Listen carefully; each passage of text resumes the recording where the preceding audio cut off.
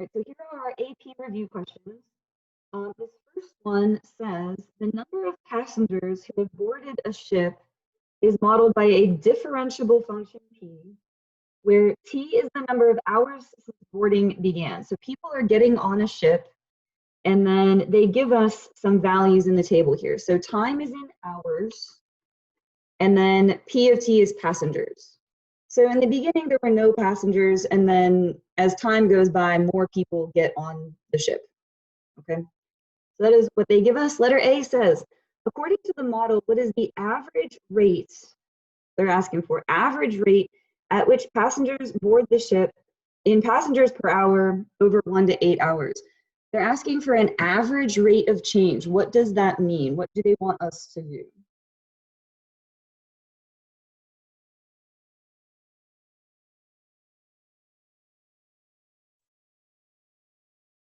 Good, I was waiting to see if more people would answer, but you're right, Abby, it is slope. An average rate of change is just slope over an interval, and they want it from 1 to 8. So we're gonna have to get points for 1 and 8, and I'll just get them from the table.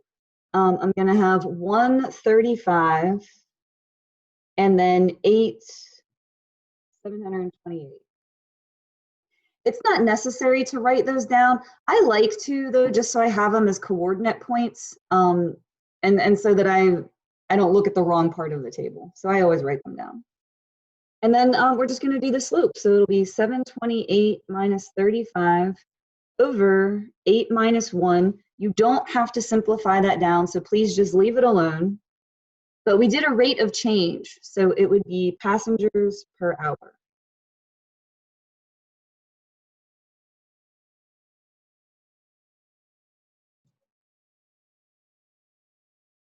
All right, so that is the first one.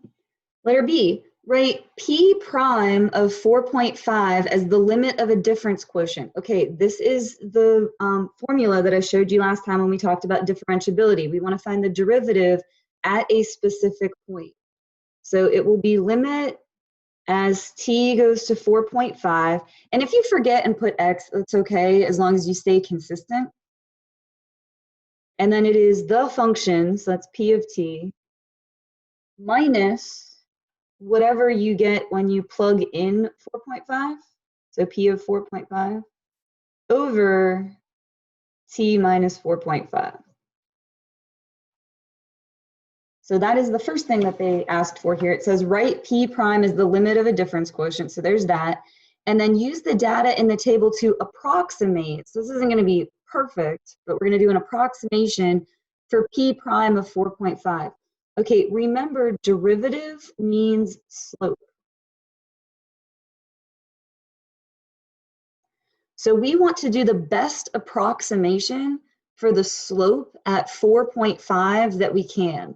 So let's go to the table. 4.5 would be somewhere in between here. It would be in between 3 and 6. So if I use these 2 points to do my slope, that will be the best approximation that I can. So 3, 204, and then 6, 600. Do you remember the Alice went for a walk thing that we did? And I took the interval and we like brought it in and in and in and kind of zoomed in on that point. The best approximation is going to be when you've gotten as close as you can. So again, 4.5 would be somewhere in between. I'm just going to use these 2 points and do the slope, literally exactly the same as I did right here. So it'll be 600 minus 204 over 6 minus 3. And again, it's a rate of change, so it has to be something per something else. And so it will be passengers per hour.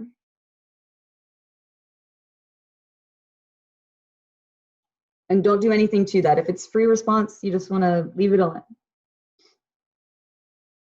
All right, and then the rest of these are multiple choice.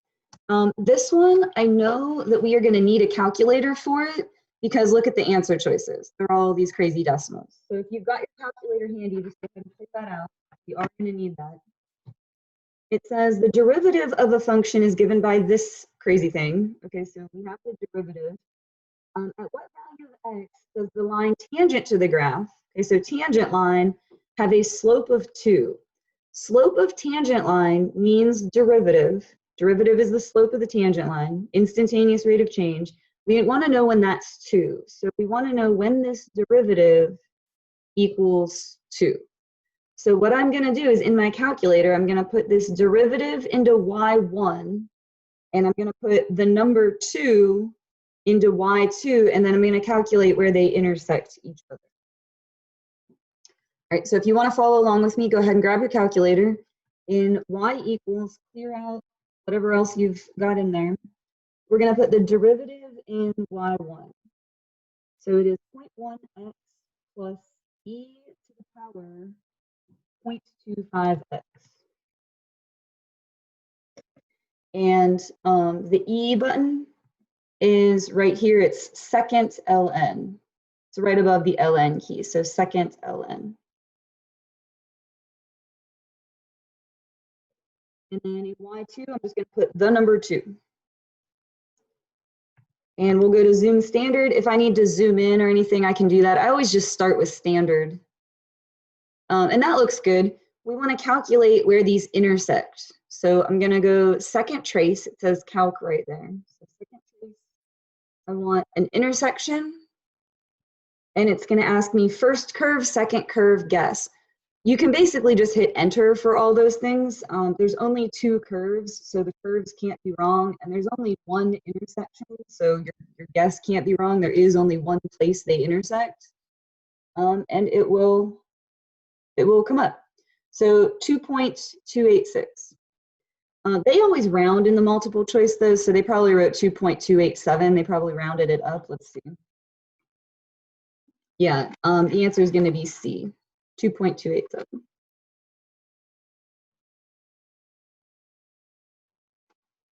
All right, next one. Let a function be given by, okay, I know that's super tiny. I'm sorry, I'll write it bigger. It's 2 to the power x cubed. Selected values are given in the table. So there's also a table over here. We want to use the table to approximate the derivative at 0.5. And then we want the difference between the approximation and the actual value. So it's basically asking for like, how good is your approximation? So if we want to do the approximation at 0.5, 0.5 would be right in between these. And so we're going to do the slope of these 2 points, exactly like we did in the passengers question. So if we do the slope, that'll be 2 minus 1 over 1 minus 0. And I have to keep going here because this is a multiple choice question. I'm going to need to simplify things down. This is actually just going to be 1 over 1. So that will just be 1. So my estimation is 1. This is my approximation. And then we have to find the actual value for f prime of 0.5. And we're going to need a calculator to do that. We're going to do this derivative at 0.5. So this will be the actual answer, and the calculator is going to give us this one. Does anyone remember what menu I need to go into to make my calculator do a derivative? Perfect. Oh, you even remembered it was 8. Nice job. All right, math 8. If you forget that it's 8, if you scroll down, it actually says derive. They all, say exactly what they are. So we're going to do d dx, that's our variable. The function is 2 to the power x cubed. And we want the derivative at 0.5. So I got 0.5669 or 0.567 if you want to round up. So this is the actual answer. That's the true answer for the derivative at 0.5. This was our approximation doing the slope. They want the difference between those. So I'm just going to subtract them. So 1 minus 0.567, and I got 0.433. And so that is B. So again, this was the actual answer we got from our calculator. We did an approximation using just the values in the table. We did a slope, and then they asked for the difference between them. So I just subtracted.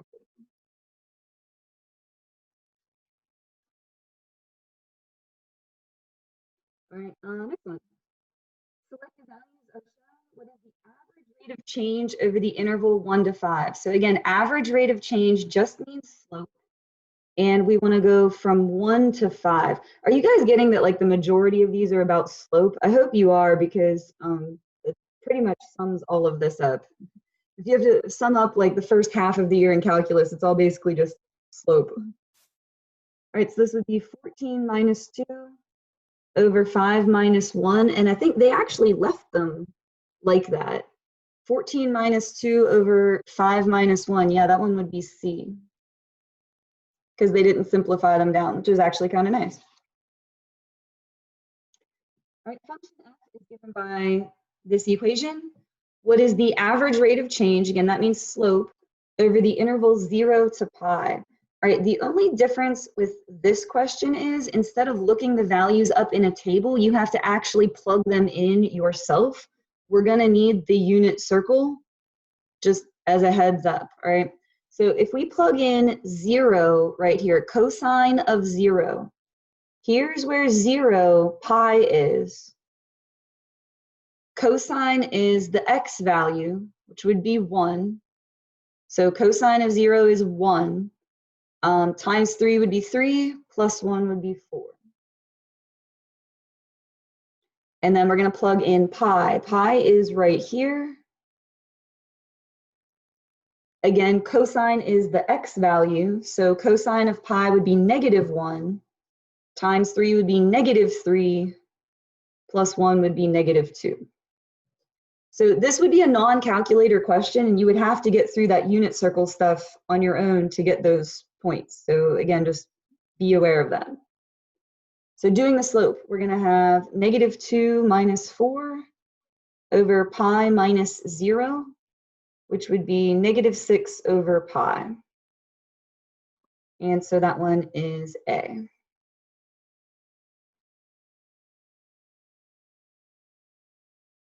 Are you guys hanging in there? No one's asked me anything yet, so I'm just checking for feedback. Are you all still good?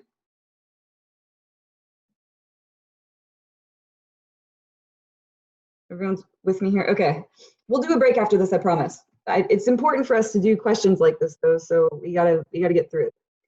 All right, derivative of a function is given by this. Well, ask me when you have a question, okay? Derivative of a function is given by f prime equals -3x plus 4.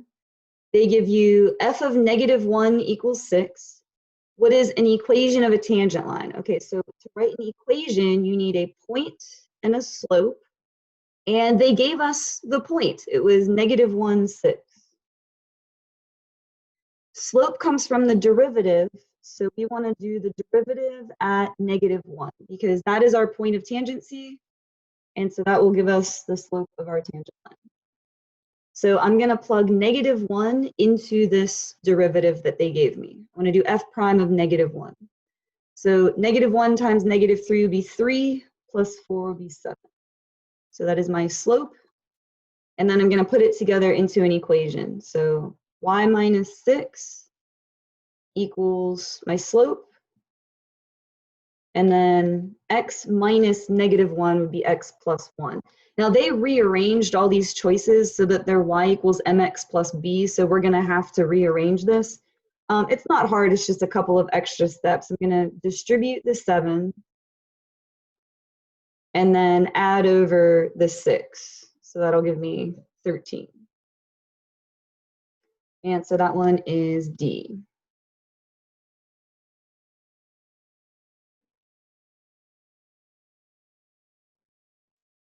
All right, let f be a function defined above.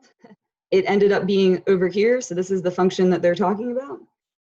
Which of the following is true? And then they say a whole bunch of things about continuous and differentiable. So let's see if the function is continuous. I'm going to plug 2 into both pieces of the function and see what I get. So if I plug 2 into the first piece, that's going to give me 7. And if I plug 2 into the second piece, that is also going to give me 7. So we are continuous. Differentiable would be the slopes from each side, and conveniently, these are both linear, so I can just look at the slopes. The slope on this side is 3, and the slope on this side is 5. So we are not differentiable. So we are continuous, but not differentiable. So that is B.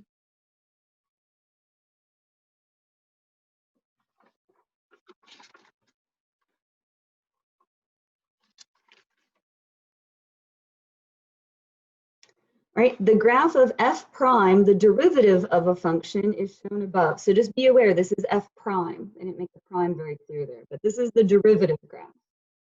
The points 2, 6, and 4, 18 are on the graph of f. Again, the one you're not looking at. They're telling us these points are on the graph of f.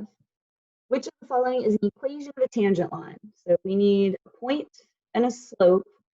But which point do we use? They gave us 2, so they gave us too much information. It says we want to write the equation at x equals 2. So I want the point that is 2 something, and so that would be this one, 2, 6. So this other point is extra information. They gave us more than what we needed. All right, slope comes from derivative.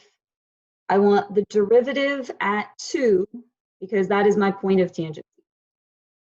So here's my derivative graph. Here's 2. F prime of 2 is 5. So my slope is going to be 5. So here's my point, here's my slope, putting it together into an equation. Y minus 6 equals 5. X minus 2. And once again, in all the choices, they rearranged this. So we're just going to have to do the algebra steps here. This will be 5x minus 10. And then add over the 6. We'll have 5x minus 4. So that one is B.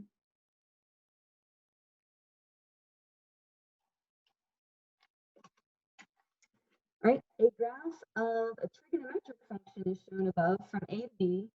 At which of the following points could the instantaneous rate of change? Okay, that means a tangent line. Instantaneous means it only hits the graph at one place, equal the average rate of change on A to B. So average rate of change means we're just connecting from A to B. And there are several A's and B's here. There's like lowercase ones and uppercase ones. It's from the beginning to the end of the interval. So I just went from the beginning of the interval to the end and connected them. Now they're asking, where is the tangent line going to be equal to that? So where would we have a tangent line that was the same slope as that? I'm going to try to draw this in here as parallel as possible. I'm not an awesome drawer here. But if I draw in a parallel tangent line, do you see how that would be tangent at B there? Again, I'm not like a great drawer, but if I draw in a parallel tangent line, that's going to be tangent at B. I realize A is really close, but A would actually be a horizontal tangent line. That's where the graph is turning around. So B would be the place where that happens. So there's nothing really to work out for that. We just kind of had to look at the graph they gave us and see where those slopes would be equal. All right, here comes another Roman numeral question. Which of the following statements, if true, can be used to conclude that f of 2 exists? All right, so just type in the chat yes or no. Will a limit guarantee us that this point exists, do you think? No, a limit will not guarantee us a point. I think I've hammered that into you guys enough. A limit does not mean that there's actually something there, just that there's behavior. All right, function is continuous. So if you're told a function is continuous, do you definitely have a point there?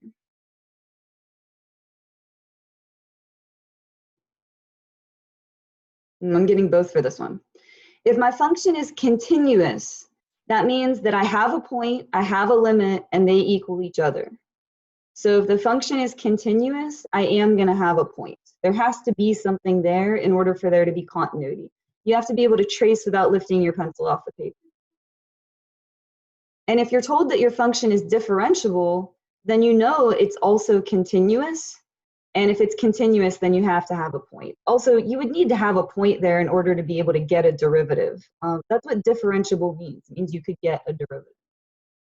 So the limit's not going to be good enough, but if you're told continuous or differentiable, then you have to have a point on your graph. So,